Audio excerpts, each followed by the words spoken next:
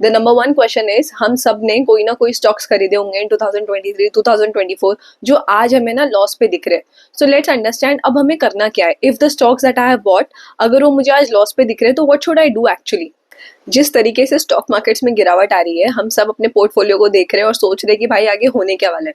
इसी के साथ इस वीडियो में आज हम कवर करेंगे why are Indian stock markets falling, and second, we as retail investors हम क्या कर सकते हैं in this type of falling markets to save our portfolio or take the maximum benefit. Hello everyone, I'm Sneha Yadav and I welcome you back to my YouTube channel. I make informative videos on personal finance and Indian stock markets. तो अगर आप अपनी investing knowledge को fundamentally strong करना चाहते हो, then you can consider subscribing to the channel. तो without any wait हमारे पहले क्वेश्चन को आंसर करते हैं कि what are the reasons that Indian stock markets are falling. The first reason is the cyclical nature of the market. What does cyclical nature means? It means that market थोड़े time के लिए ऊपर जाता है, consolidate करता है, then it corrects a bit, then consolidates, then rises again, then consolidates, then falls, then consolidates. इसे बोलते हैं cyclical nature of the market. तो अगर आप Nifty 50 का डेटा देखोगे, starting from March 2020 till September 2024, you can see that market was at 7,600, it went to 26,000.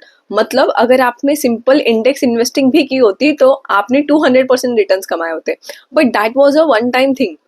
Nifty 50 का average annual return is around 12.5%. लेकिन अगर आप डेटा देखोगे स्टार्टिंग फ्रॉम सितंबर 2015 टू सितंबर 2024, you can understand that Nifty 50 gave a return of around 14.5% per annum. Since 14.5% was slightly above the average return that we expect on Nifty, so a cyclical correction was already in sight. हुआ क्या, post Covid बहुत सारे new investors market में आए, बहुत सारे लोगों ने SIP करना शुरू कर दिया और बहुत सारे लोगों ने इंस्टाग्राम और टेलीग्राम के बेसिस पे स्मॉल, मिड और माइक्रो कैप्स में अंधा पैसा लगाना शुरू कर दिया. एंड बिकॉज ऑफ दिस अच्छे कंपनीज ने तो रनअप दिया ही, लेकिन some bad companies also gave very good run up.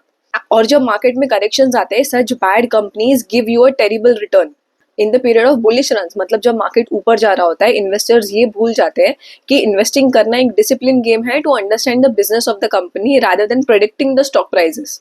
ये तो हो गया cyclical nature of the market. अब सेकेंड रीजन समझते हैं. It is the tariff war that president Donald Trump has announced. तो चलिए डिटेल में समझते हुआ क्या है. यूएस के president Donald Trump after his coming into power, उन्होंने क्या किया है, जो भी प्रोडक्ट्स अमेरिका इंपोर्ट करता है from the rest of the world, उसमें उन्होंने टैरिफ ड्यूटी या आप बोल सकते हो एक तरीके से जो इंपोर्ट टैक्सेस होते हैं वो बढ़ाना शुरू कर दिया. इससे क्या होगा, जो चीज अमेरिका फॉर एग्जांपल चाइना से 100 रुपए में खरीद रहा था, अब ये टैरिफ लगने के बाद वही चीज अमेरिका चाइना से 120 रुपए में खरीदेगा. अब इससे होगा क्या, अमेरिकन सिटीजन्स जो है वो डिस्करेज होंगे to buy Chinese goods and they will be forced to buy goods that are produced in America itself. अगर आप फ्रीक्वेंटली न्यूज पढ़ते हो तो आपको ये पता होगा कि China has not taken this tariff were very positively. उन्होंने भी बोला है कि अगर प्रेसिडेंट ट्रम्प ये टैरिफ लगाएंगे तो हम भी रिटेलिएट करेंगे. Now is it a good sign? Absolutely not. It will hamper the business, global business that is going on. पर हम चाइना में है नहीं तो हमें क्या फर्क पड़ रहा है. But can the same happen with India? Maybe yes, maybe no. But are we at risk? Definitely yes. And if this happens with India, sectors such as automobile, pharma, textiles will be heavily impacted. अब ये impact कितना होगा पता नहीं, will have to wait and watch. जो हमने ये दो पॉइंट्स देखे, cyclical nature of the market and tariff imposed by Donald Trump, इसी के साथ अमेरिका में हो क्या रहा है वो समझते हैं. डॉलर इज स्ट्रेंथनिंग और अमेरिकन इकोनॉमी बाकी ग्लोबल इकोनॉमी से अच्छा परफॉर्म कर रही है. इसीलिए जो FIIs हैं, जो फॉरेन इंस्टीट्यूशनल इन्वेस्टर्स हैं, दे आर एंकरेज्ड कि हम ना अमेरिका में पैसा इन्वेस्ट करेंगे, हम इंडिया जैसे रिस्की इकोनॉमी में पैसा नहीं इन्वेस्ट करेंगे. इसके लिए FIIs are selling in India and they are going to a high return nation which is USA right now. And it is very logical also for the FIIs because जो risk return trade off FIIs को USA में मिल रहा है वो India में offer नहीं हो रहा. अगर आपको और डिटेल में जानना है कि FII investing Indian stock market को कैसे हैम्पर करते हैं, तो please mention it in the comments below. I will try to make a video on that also. So now these are the reasons that have affected the Indian stock markets. But अगर आप सोचो तो क्या इनमें से कोई भी reasons आपके कंट्रोल में है? Definitely not. Market का cyclical nature is beyond your control. What is happening in America, what President Donald Trump is doing, that is beyond anybody's control in this world. So the obvious question that you and I must ask is कि हम India में बैठे बैठे इस opportunity का utilise कैसे कर सकते हैं. So here are 5 points that I will be sharing with you. If you are also a retail investor in India, you can take note of these points. The number one question is, हम सब ने कोई ना कोई stocks खरीदे होंगे in 2023 2024 जो आज हमें ना लॉस पे दिख रहे हैं. So let's understand अब हमें करना क्या है. If the stocks that I have bought, अगर वो मुझे आज लॉस पे दिख रहे हैं तो what should I do actually? The first thing you must understand is no matter what the correction is, no matter market कितना गिर जाए, आपको एक चीज ध्यान में रखनी है कि अगर आपने कोई स्टॉक खरीदा है तो आपने उस कंपनी के बिजनेस में एक हिस्सा खरीदा है। अगर आपने अच्छी कंपनी के स्टॉक्स रीजनेबल प्राइसेस पे खरीदे हैं, कंपनी के मैनेजमेंट में कोई चेंज नहीं है, कंपनी के बिजनेस में कोई चेंज नहीं है, कंपनी रिटर्न्स अच्छे दे रही है, then you only have to sit tight, don't do anything, just hold your stocks. ये बस आपका पेशेंस टेस्ट कर रहा है। अगर आप इतने डिफिकल्ट टाइम्स में अपने अच्छे कंपनीज को होल्ड करके रख पाते हो, then this is a test of time for you and you will definitely be rewarded. Let's understand point number 2। अगर आपके पोर्टफोलियो में 10 स्टॉक्स है, then it is highly likely कि उसमें से 3 कंपनीज आपको अच्छे रिटर्न्स नहीं देंगे, हो सकता है वो आपको लॉस भी दे। अब हमारा टारगेट जो है स्टॉक मार्केट इन्वेस्टिंग में ये नहीं होना चाहिए कि 10 के 10 कंपनीज मुझे मल्टी बैगर रिटर्न्स दे, 10 गुना रिटर्न दे। That can never be our target.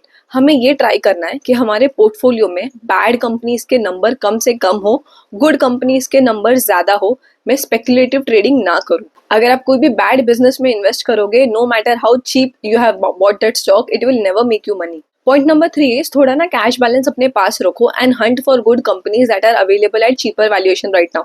If you do not have cash balance, what to do, that I will discuss in point number 4।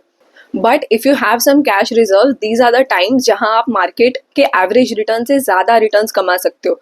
तो आप शुरू करो ऐसी कंपनीज ढूंढना जो फंडामेंटली अच्छी है, जो इस साइक्लिकल करेक्शन में बेवजह पिटाई की गई है जिस कंपनी की, और जो कंपनी का बिजनेस आप अच्छे से समझ पाओ। वर्ड ऑफ कॉशन, ऐसे करेक्शंस के टाइम पे ना speculative micro, mid cap, small cap companies में इन्वेस्ट करने से रिफ्रेन करो जिसके बिजनेस आप सही से नहीं समझ पाते। जो छोटे कंपनीज होती है ना, वो ज्यादा क्रश होती है मार्केट फॉल्स में और इनकी रिकवरी भी डाउटफुल होती है। And as a prudent advice, हमेशा अपने पास अपने पूरे पोर्टफोलियो का 15 to 20% कैश रिजर्व मेंटेन करके रखो, सो दैट जब मार्केट में ऐसे करेक्शंस आते हैं ना, आप अच्छी कंपनीज को और ऐड कर सकते हो अपने पोर्टफोलियो में। Now let's understand 4th point. अगर आपके पास कैश बैलेंस नहीं है इस टाइम, तो आपको क्या करना चाहिए?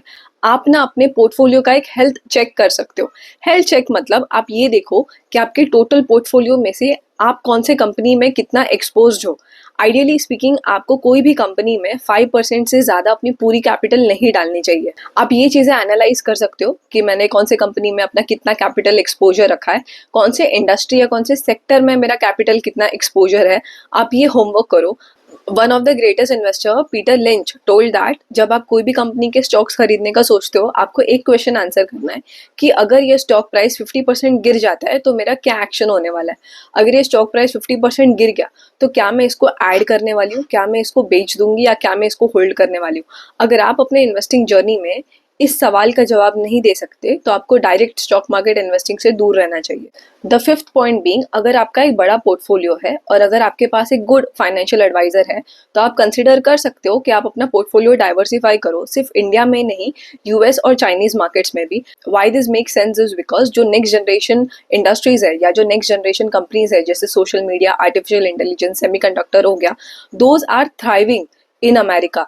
इसका एक्सपोजर ना इंडिया में नहीं है। हमारे पास कोई सोशल मीडिया कंपनी नहीं है, हमारे पास कोई आर्टिफिशियल इंटेलिजेंस की बड़ी कंपनी नहीं है। तो अगर आपके पास एक गुड फाइनेंशियल एडवाइजर है तो आप ट्राई कर सकते हो कि आप अपना स्टॉक एक्सपोजर यूएसए में भी बढ़ाओ या फॉरेन इकोनॉमीज में बढ़ाओ जहाँ पे एक्सपोजर अच्छा हो। Or else you can consider diversifying your capital across various asset classes such as real estate, gold, cryptocurrencies, etc.